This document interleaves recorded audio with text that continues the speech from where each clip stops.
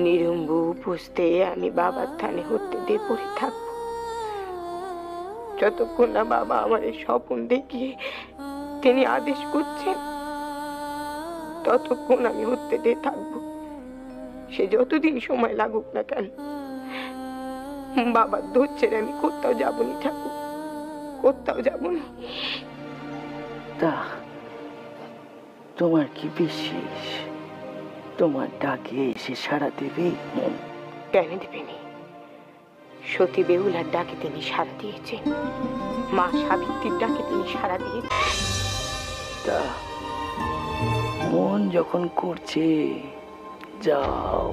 ঠাকুর, আপনি মাকে একা যেতে অনুমতি দিলেন? দেখো দেখো দেখো তোমার বেটা কি বলছে, দেখো দেখো দেখো। ও বাপ, আমি কতবার উপর দিয়ে যাতায়াত করেছি বল দেখিনি, আমার একটু কোনো অসুবিধা হবে নি। কতবার গিয়েছি, এসে চোখ বুঝে আমি যেতে আসতে পারবো। কিন্তু আমরা চোখ বন্ধ করে আপনাকে একলা যেতে দেবো না মা। লক্ষ্মী দিদি আছে, গোলাপ দিদি আছে, আপনি ওদের সঙ্গে করে নিয়ে যান। আমি যখন মনে করেছি আমি একলাটি যাব, তখন আমি একলাটিই যাব। তাছাড়া দেখ বাপ, গোলাপরে এখন যদি সঙ্গে করে নিয়ে যাই, কে ঠাকুরে খাবার করে দেবে বল দেখিনি? লক্ষ্মীটারে যদি সঙ্গে করে নিয়ে যায়, কে তার খুড়োরে খাইয়ে দেবে? যার জন্য হতে দিতে যাচ্ছি, তার কাজ সুবিধে অসুবিধের বন্দোবস্ত না করে নিজের সুবিধের জন্য আমি সকলের দল বেঁধে নিয়ে যাব? দুজনকে আপনি না নিয়ে যান, অন্তত লক্ষ্মী দিদিকে সঙ্গে নিয়ে যান। ঠাকুর, মাকে বলুন না লক্ষ্মী দিদিকে সঙ্গে করে নিয়ে যেতে।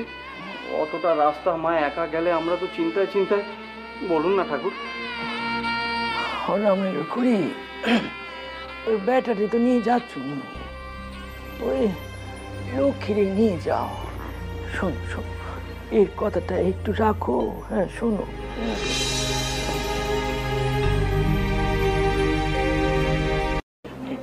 তবে কাল ভোরপুরি কিন্তু আমরা বেরোবো ঠাকুর।